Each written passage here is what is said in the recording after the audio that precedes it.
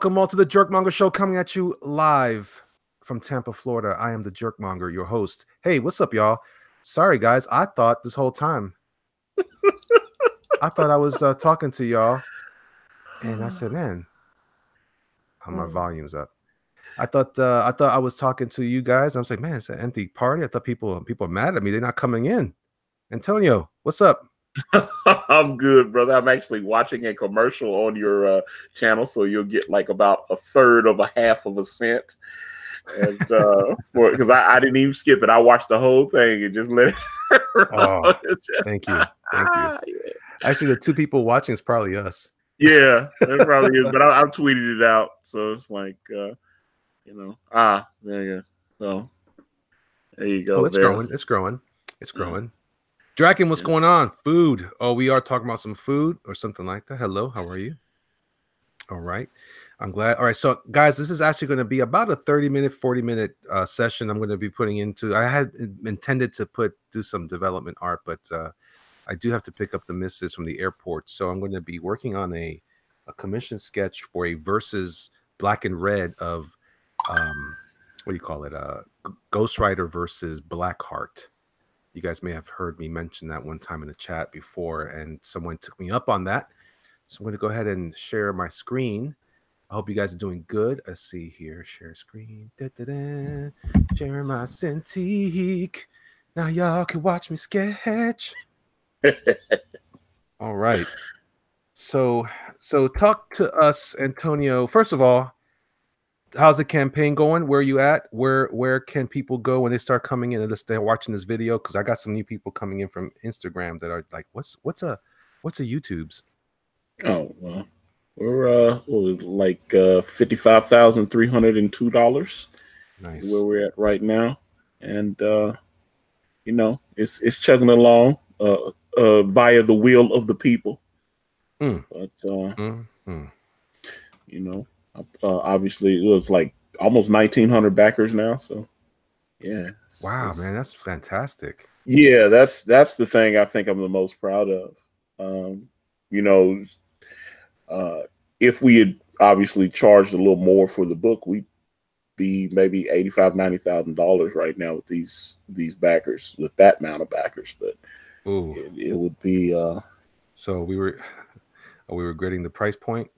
No, because no one knew who the hell I was. So yeah. You got to do what you got to do. And I think, as I'm working on book 2, which I am right now, I just, I know where I want the script to go. I know where I want the story to go. So, right. Oh man, Ed Dukeshire still drunk off the Patriots victory from yesterday. What's going on, Ed? How are you? Thanks for joining. The man, the myth, the legend himself, Ed Dukeshire. Oh, look at what's going on. Look at Bear changed his name. What's up, Bear? Yeah, there's lots of football action yesterday. Those were great games. I'll take your word for it. No, they were amazing. And I couldn't believe it. But I had the Saints and the Chiefs winning the game. So the whole teams did not, although I tip of the hat to Brady. He is definitely the GOAT. I'm not a Brady hater, but I just thought that, I thought they needed to be at home to win it. And it didn't, Brady did his thing. So what was the outcome? I wasn't paying attention. So we've got Patriots went into overtime against the Chiefs and managed to win it. And then the Saints went into overtime against the Rams, and the Rams ended up coming on top. They were in the Superdome down there in New Orleans. And so, yeah. So it's the Rams against Patriots in the big game? Yeah, on the third. So it looks like it's going to be a great game, though. Wow. In Atlanta. So. Ooh, that's not that far away. I need to text the homie Warren Sapp because I know he normally goes to the Super Bowl. So I was like, I'm wondering if he's going this time, especially since he's in Florida anyway. I mean, he's probably pretty close to where you are, without doxing his address. Right. Yeah. 'Cause he had somewhere in the to. South. Yeah. He had to send me. I needed to get a mailing address from him about 2 years ago, and he sent it to me. Where he's at, so I could mail him something. And but I text him.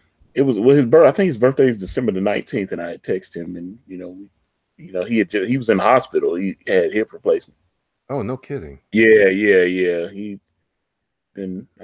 took a lot of beatings when he was on that football field. Yeah, man. That's I'm trying to tell my son now. He's like, oh, I want to play sports. I'm like, yeah, you want to play sports, dog, but I don't know what to tell you, but it's not a friendly thing because he's complaining now. He's not even 15 years old yet. He's already complaining about bumps and bruises and aches and pains. So yeah, that's because you're growing, man. But imagine that stuff is because you thinking you're invincible. So these guys are adults thinking they're invincible. I can only imagine the kind of stuff they've done to themselves. Well, the thing is, I know, like with Warren, even after he got out the league, he was on a lot of different. He was on like prescription medications and stuff. He was still talking like he was still having pain. For years after, he might still be having pain now. And then obviously, his hip started degrading and stuff like that. So. That's hard, man. That's a hard thing. I mean, hey, first ballot Hall of Famer, bro, Super Bowl champ, defensive player of the year. That's out of Tampa. Yeah. It was like, he Bucks, did got something on the map. Yeah. Well, I mean, I like the coach you just hired, though. I do like your Bruce Arians. I love Bruce Arians. He made the Cardinals look respectable. But he's having some health issues, and then he retired. He's retired a couple times. So, and then I know he was looking, because he was doing like television commentary, and then looked like he saw a couple of job opportunities that he was interested in. I know one of the jobs he had mentioned looking at was the Browns, and I was like, that would have been nice because you got a nice. I think Baker Mayfield's a good quarterback, so I think that's somebody you could maybe build something on. It looked like they got a lot of young talent right now. So if they stack it right, I'd be shocked if the Browns don't make the playoffs next year because they were very close this year. And I never thought I'd say that. Yeah, right. What's it look like for Tampa? I to be honest, man, I haven't paid attention to anything football in a couple of years. So what the heck is going on in Tampa? Now, some people think that Bruce might actually be able to fix Jameis Winston. There's another school of thought that maybe they just need to start fresh, man, and just rebuild because he's offensive minded. He's definitely someone that they say he's one of those quarterback whisperers. Like Andrew Luck had some of his best years under Bruce Arians when Bruce Arians was offensive coordinator in Indianapolis. So, and obviously Bruce worked with Peyton Manning as well. And, it's like,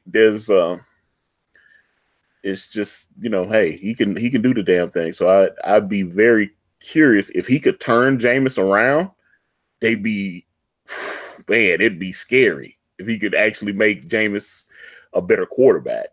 Because Jameis has physical tools. It's just, right. I just started going, oh man, he can't throw the ball. He can't not throw interceptions. He can't, but if someone like Bruce could take him and switch that offense up a little bit, maybe simplify certain things and just focus on his strengths and actually make him, because they've got a couple of, they had a couple of tools at wide receiver, running game was okay.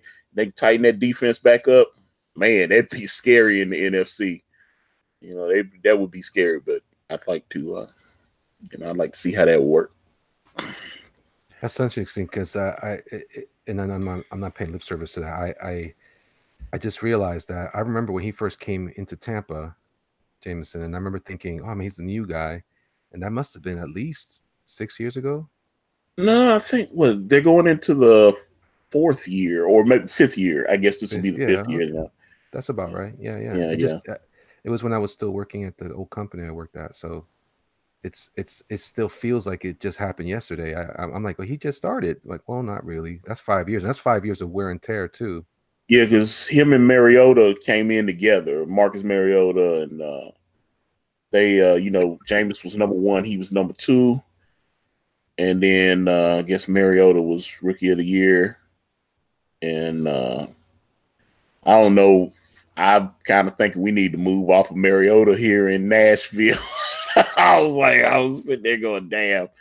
I just, man, when he didn't play in that championship, I was thinking, man, this is it's too much, man. I just can't do it.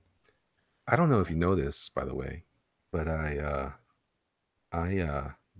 helped design the latest Tennessee Titans mascot stuff. Did you know that? No, I didn't. Really? Yeah. I worked with there's a guy I've done some movie projects with, designed some movie monster stuff, and he got the job to redesign the Tennessee Titan.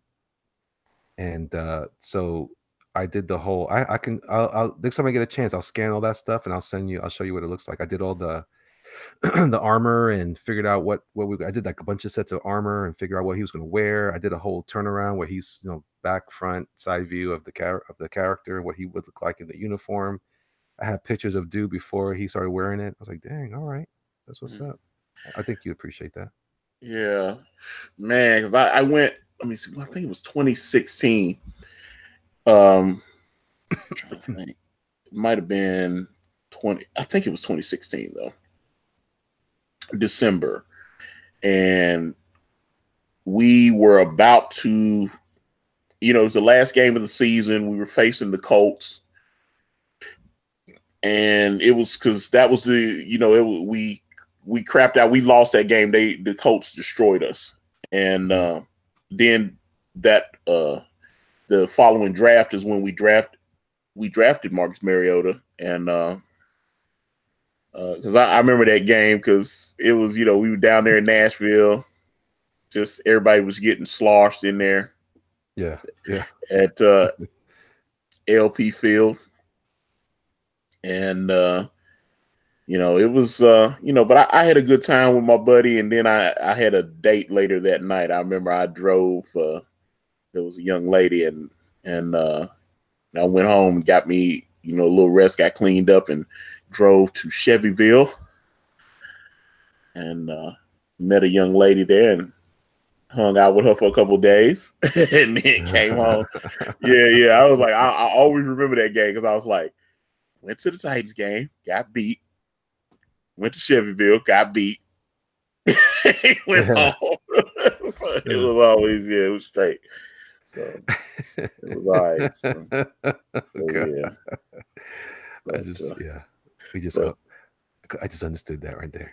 Yeah, so it was not, but the Titans and the Colts, I always hate when the Titans play the Colts because I think Andrew Luck has beaten us like 10 straight times or 11 straight times. It reminds me of when Peyton was there because Peyton would be like, we played Peyton Manning like 15 times, we might win 2 of those games. So, I mean, that's one thing. It's like they went from great quarterback to great quarterback, and I was sitting there going, "Oh man, that's not good." I was just hoping he'd be in another division. I knew Andrew. I was seeing Andrew Luck when he was at Stanford. I was like, "Oh boy, if the Colts get him, this could be bad." Yeah, this could be bad because now the division, you've got pretty good quarterback in Houston. And then you got Marcus Mariota. Jacksonville does not have a quarterback, and they definitely need to. Maybe they let a couple of their free agents go as far as defensive personnel, and so they definitely need to do some retooling in the offseason. Yeah, and always seems like Jacksonville's like that. They won a couple, at least one championship, didn't they? No. They never won a championship, but they almost went to the Super Bowl last year. They were winning that game, and then Tom Brady does what Tom Brady always seems to do. I mean, come from behind. I mean, they were winning that game for 3 quarters. And they were in Foxborough. And I'm sitting here going, "Oh my God. Are the Jacksonville Jaguars gonna go?" Because it was driving me nuts because I'm sitting there going, my Titans got a limit because the Titans The Titans knocked out the Chiefs. They got lucky and kicked a field goal. It was like a 50-something yarder, and they had to go on the road to Kansas City, and they kicked that like 50-something yarder, and it just happened to it just went through the uprights. And I was like, oh my God, the Titans won a playoff game. And I was like, okay, cool. So we got lucky. I mean, that was luck because we shouldn't have won that game. I mean, I love my Titans, but we shouldn't have won that game, especially on the road like that. So then, I knew we were going to Foxborough, and then I'm like, there's no way in hell we're going to beat Brady if certain things don't happen. And I mean, it just started right out the gate. They just started dominating us, and I was like, okay, here you go. It's a wrap, bro. It's a wrap. Yeah, it's a wrap. Oh no, John Malin throwing shade in the chat, and I'm like, no more fool's ball. I love John Malin. Speaking of the chat, let me read a couple of things here. Let's see. Jose, what's going on, man? Let's see. Thank you, Scotty. What's up, Edwin? I got your message. I'll be getting in touch with you soon. Trust me. What's going on? What's going on? John Malin with the exclamation point. Why does he even talk that way? Why does he even show up? He's not going to say something sensible. He's the strong, silent type. Is that what he is? He's silent, but I don't know about strong. Anyway, no. So that's the part of football that I do miss, man. I miss participating in. I really did enjoy getting into the thick of the conversations but how about your fantasy league? Is this affect you at all in the fantasy, or is your fantasy thing over already? Oh, it's over. I won. Just like you won. Said, I won my fantasy league. Nice. Because it was one of my moderators, Amanda, her husband, got to the championship. I don't know how he managed, because he did an auto draft thing. Everybody else was trying to like pick their own, but he was unable to get on, and it auto drafted for him. And he got stuck with like a bunch of quarterbacks, and he didn't really have much going on, but he was just going in and making trades and stuff. He got his team tight, and he got all the way to the championship against me. And then obviously I destroyed him. It was like, so, there you go. Yeah. It's the power and the strength. I always say fantasy football is like you have to kind of look at it like playing the stock market or working a job. You have to, you definitely have to put work into it, because you have to do your research, because people start, falling off, and you need to get rid of them, and redraft, and make your little deals and stuff. It's you have to really put a lot of work into it, because I noticed before, never. I just couldn't, but I didn't want to have to pay up, so I had to do some work. I could never do it. I did it one year, my first time. I was working at a company, and they did an office draft and a league, and I said, all right, I'll try it. And I got really far, but it was so much work. If you're not the kind of fan that cares that much about it, you're probably not going to do very well, like you said, because you do have to keep up on it, and pay attention to the game. So my brother-in-law is really into it, so he's all like, around Christmas he's watching the game that was going. Who was playing? He was Christmas Eve, or the night before Christmas Eve, someone was playing, and I was like, why are you in front of this television, man? You can't change the result by watching the game. It's gonna be all right. No, man, I gotta watch. I was like, all right. Relax. That's one thing I like about fantasy football. Fantasy football makes you care about the crappy games. Yeah. Fantasy football really makes you care about the games that are crappy, where there's like, you're like, oh man, these are two horrible teams. They've got like 3 wins between the 2 teams, and but you're like, okay, they can't stop the run, so this running back's gonna be hot for this game. It's like, it's like, I mean, especially like if you play on like FanDuel or DraftKings. You want them games like that where it's like, oh God, these guys can't stop the run. This running back's gonna be hot today, and he'll bust off like 25 points for you. You'd be like, oh. So it does create a layer of fandom around it that normally wouldn't be there if you weren't, especially if you're not from that city. You probably don't care. So that's why it drops off around Super Bowl time, because now at this point, if your team's not in the game, it's no big deal. Yeah. It's just a 2-team bet now. You know, it's not really. Although they have some, I've seen they have some kind of like fantasy options where you can kind of pick. You have to pick like I think NFL.com has a thing where you can go on there, pick like 8 players from either team and try to pick up the best. You know, whoever comes up with the most points or whatever. It's like they've got some kind of thing where you can kind of pick who you think's gonna put you in the position. So the wide receivers and all that, you know, pick your quarterback, and it is what it is. Look at Donald throwing shade.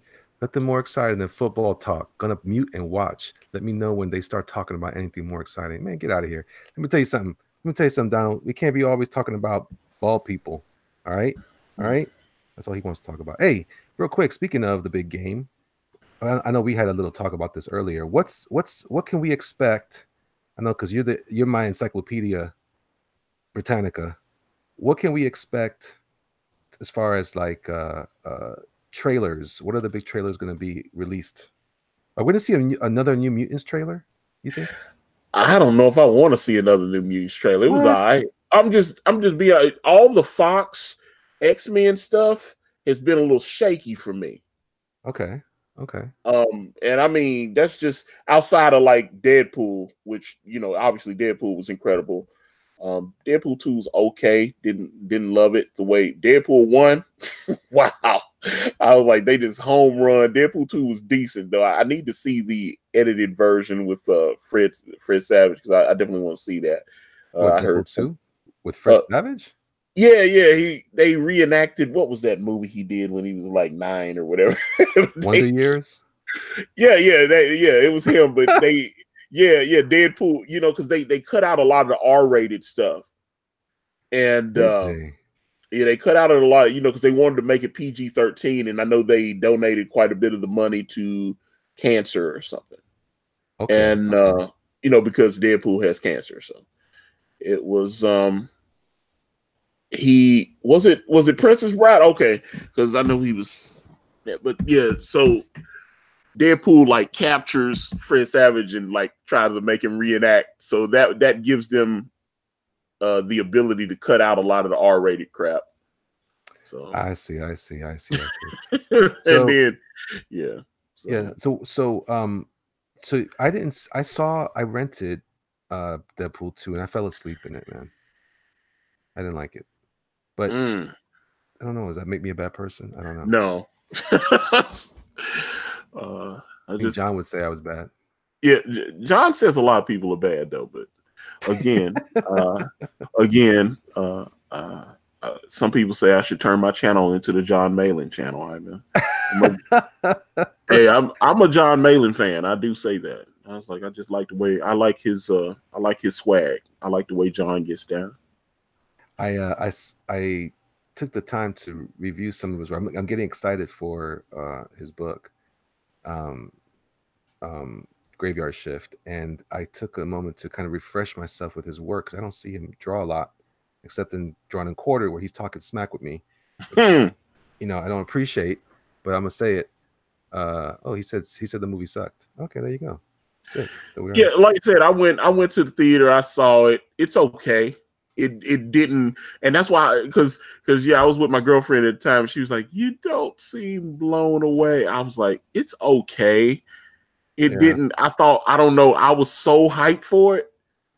Oh man, it's probably no way you could have been happy with it in the end. I think I over expected maybe, but it was, Deadpool 1 was so incredible. I was just like, oh man. I just thought, but like I said, I've heard some of the new footage that they put into this PG-13 cut with Deadpool and Fred Savage. I heard it was funny, so I want to at least watch it. I want to check that stuff out. Well, that's cool. And then of course it's got a little charity stuff to it. So that's cool. Yeah. So I was looking at John Malin's work on Cable. Man, it was really, really good. Yeah. This Cable stuff was great. Holds up really, really well. So I'm looking forward to. For those of you who don't know, John Malin had an Indiegogo campaign out there that he's fulfilling quickly and surely. called Graveyard Shift, and if you guys didn't back it, it's you're too late. But it looks great. And if you're unfamiliar with his work, you can go find his work. Just Google John Malin on cable, and you'll see all kinds of good stuff. Not to mention, I don't know if did we even talk about this? Were we talking about it when I thought we were on the air? How's your campaign going, and where are we at? Oh yeah. We had the conversation before. You probably just thought I was like, Elliot's right. Wait a second, nobody's here. No, that's because we're not actually on. Because I looked on it, because I was like, I've tweeted this out, and I should have, and I was like, there's nobody in the chat, and I'm like, okay, something's going on, and so I go back to the Hangout screen, and it's still showing off air, and I said, wait a minute, we having a whole conversation here, we're not even on air. so that was hilarious. I was like, man, we blowing all the material. So, I did that before I was having a whole conversation, and I mean, I must talk for like 15-20 minutes with I think it was Jamal. I think we were doing the dollar bit, and then I looked and we weren't live, and I said, oh dude, we're not even live. I need to, I was there. I was like, how you doing? Yeah, I've been great. And I was like, but then I hit the the on air button, and we went live, and then we just pretended like we didn't have the conversation. It was just, we were just like, we just went into the Matrix and they erased our memory. So we just started all over again. It was beautiful. Well, we are. I am getting. I can't speak for you. I can only speak for myself. I'm getting old, so forgive me. The light looked green, so I thought, oh, we're good. Oh, I'm supposed to hit the light when it hit the button when it says green. Did you see the John Wick 3 trailer? Did you see that? Because I was like, oh man, that was beautiful. I did not. Is he riding a horse? Yeah, he was. There's a scene, where he's riding a horse. Yeah. Yeah, man. I listen. I love John Wick. I don't know. When people say they don't like it, I think there's something wrong with them, because I don't. It's so good, man. I don't understand why. It's just a perfect type of story. It's got everything you need. The revenge story. It's got the action. So good, so good, so good. So, but yeah, man. I'm hoping. I hope to see you soon. I think when I get back from the airport, I won't let my wife know that I'm greeting her, but I'll be secretly thinking of John Wick. Does that make sense? Yo, that new trailer is dope, though. That new trailer, the second trailer for Shazam is better to me. I saw the second one where he jumps off the roof, and he yells Shazam in the air and just turns right there in the air, takes off. I was like, oh, is that for real, dog? Yeah, it was dope. I was like, all right, boom. They showed it during the Patriots game. They showed a clip of it during the Patriots game, and they was like, for the rest of the trailer, go online. So I immediately went to YouTube, and I was like, whoo, man. I was like, yeah, the little kid jumps off the building, and he goes, Shazam! Bam! That lightning hits him. He just takes off flying. I was like, oh, geek moment. Cool. Yeah, it was cool. Dope. I was like, yeah, that's what I'm about, man. I was just like, I need that, man. I was like, I actually, I was talking to Caanan a while back. There's a scene kind of like that I want to draw into Brand. I want Fat David like on like a roof or a cliff somewhere, and I want him to just like jump and then like transform in midair and stuff. And I would just love to see Caanan draw something like that, where he like transform, like Penance zaps him with the energy, and he like transforms. And I just don't have a scene like that in this one, but that's just something that I had thought about as we get a little further into the stories and can show everybody what we're working with. That's how we would do. So yeah, I wasn't too pumped up about that movie at first, because I was pumped up about the idea of the movie, and then I kept seeing that dude. I was like, I don't know if I like that dude as Shazam, but it's one of those things. I think it's just going to be, just go see it and enjoy it. If you can't, well, then all right. I think it's gonna be good. I think it's gonna be real good. The more I think about it, the more I see. I like the kid a lot. The kid playing Billy Batson. Yeah. He looks cool. Not as crazy about the what was that? The guy that's playing Captain Marvel, Shazam. I guess can't call him Captain Marvel anymore. Yeah. It looks like it looks like he's got balloons in his arms and stuff. It's well, apparently he worked out right? and bulked up to get into shape, but I know a lot of times those suits have padding, but it looks like they put like air balloons in his shoulders and stuff to kind of pump him up. But he really got big though. And Yeah. I was like, yeah. Well, that's why I don't understand why, Henry Cavill, right? Is that his name? Superman? Yeah. Now he got in insane shape. He did, but then his costume looks like junk to me. Really? You know, I didn't like. Okay.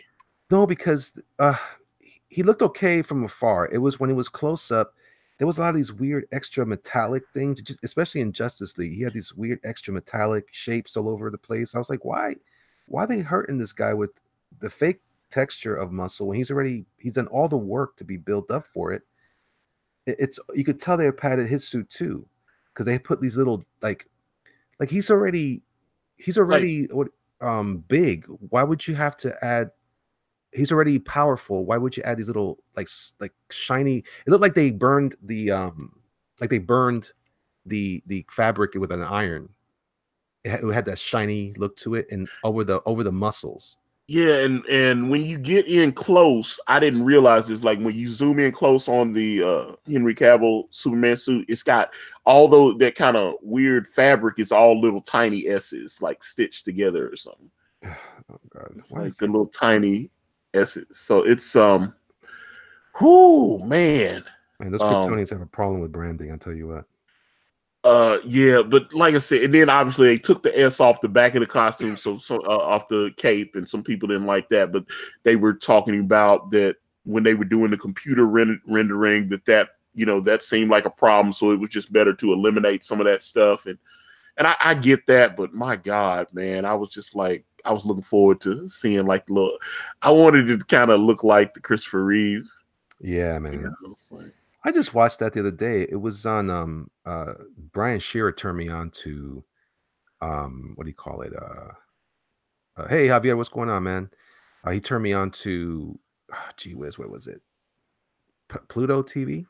Oh, I'm about to say, because there's I know one thing that popped up on mine the other day was the Donner cut of Superman 2. You know, he got fired off the movie. Yes. And then they brought in another.